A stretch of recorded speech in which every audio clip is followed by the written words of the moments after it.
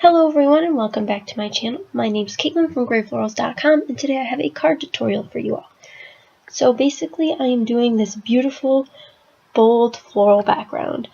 Layering stamps are really the craze right now, and I have these really old ones from Martha Stewart. They're not intense layering stamps, it's just a two-step stamp, but I decided to use some of my new Distress ink colors to add a fun summery / spring feel to all of these thank you cards. So again, this is a really old Martha Stewart stamp set. They had this line at Michael's a while back. They had like flowers and letters and birds, but I have the flower set here, and I'm going to use two Distress inks, Wilted Violet and Picked Raspberry, so bright pink and bright purple. I decided I want the full part of the flower to be in Picked Raspberry. As you can see, a very bold pink. So basically I have two sizes of flowers. I have this big peony-like flower, and then I have a small peony-like flower. Actually, I'm not 100% sure what type of flower they are. We're just going to call them peonies for now. Basically, I'm going to stamp the whole background here with the big one, and then I'm going to move on to the smaller set. Just going to clean up a little bit after every time. I'd also like to point out that I bought these new baby wipes. They are from Wegmans, and Wegmans isn't an international or national brand, it's just a northeastern grocery store, but these are great baby wipes. They don't pill and they scrub off Stays-On pretty well, which I thought was pretty good. I know Stays-On sometimes stains my stamps, but really excited about this baby wipes that I picked up. There is no rhyme or reason to where I am placing all of these stamps in the background. I know I'm going to be covering up a large middle section of this card. I have plenty of other variations of this card with different color schemes as well over on my blog, and I'll have some photos at the end of some of those as well, because I love these so much. I made a whole bunch of them. This one's a little bit different because I make it a portrait style instead of a landscape, but really versatile background. So now I'm moving on to the purple and some tips for lining up your stamps. These stamps are very, very intricate, but they're also very repetitive, and it's hard to find how to line them up. I'd also like to point out that since they're so intricate, there's a lot of stamp there, and most of the time it doesn't line up well for me. But that's okay, because since these are such loose flowers, it looks really cool, and it's supposed to be like that it's not lined up perfectly.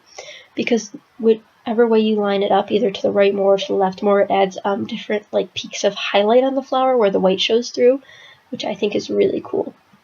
So one way to line these up is there's one petal on these large flowers that is like a shark fin, and it's the only one like that. It took me a while to find it, but that's how I line up my stamps for these outlines, because it's right on the edge of the flower.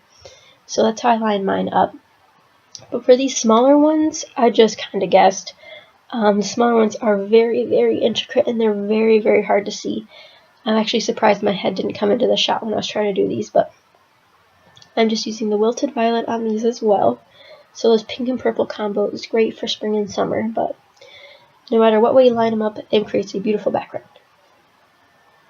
So earlier I cut this paper down to 4 by 5 1/4 because we will be mounting it onto a note card base later. But first we have to do this. So once I was done with all of those, again, I'm still trying, as you can see, I keep rotating the block in order to find out which way it fits. But once those were done, oh, I have one more. See, I'm trying to find a singular petal that looks different compared to the rest of them, but it's very, very hard with a stamp set. I know a lot of other stamp sets do have a special spot that you line up, but this one, not so much. So again, just cleaning off my work surface. And now I'm done with those stamps. So now we can move on to the sentiment portion. I'm going to be using this stamp set that says Thanks a Million. It is from Michael's, and just a piece of white cardstock.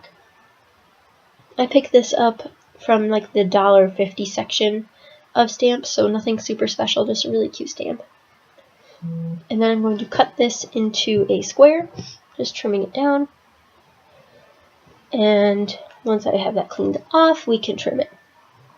So as you saw, I just stamped that in Memento black ink, one of my favorite black inks, although I don't have many, so I guess I don't have a lot to choose from. I'm not actually measuring this at all, I'm just making sure it kind of looks even around all of the edges. Once I'm happy with that, I can start layering some color.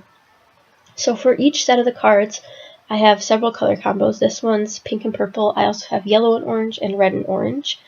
I wanted to do more, but some of my other distressing colors didn't really have a pair to go with them that looked right, so we're sticking with these ones for now. And again, you can find all the color combinations and examples over on my blog, which will be linked down below, or you can just visit grayflorals.com. So trimming down this bright, beautiful pink cardstock, because I had a set of cardstock to match each set of inks that I liked. And then to add a huge pop of color, I'm adding some black cardstock. But this is a really thin layer, so it doesn't stand out too much, because I don't want these to be harsh cards. So once I have that trimmed down, we can start assembling the card. So as you see, that's going to go right there in the middle, but I still thought it looked a little plain, so I'm using these Recollections doilies from the Valentine's Day line. And I'm just going to use my ATG gun and some liquid adhesive to glue that down.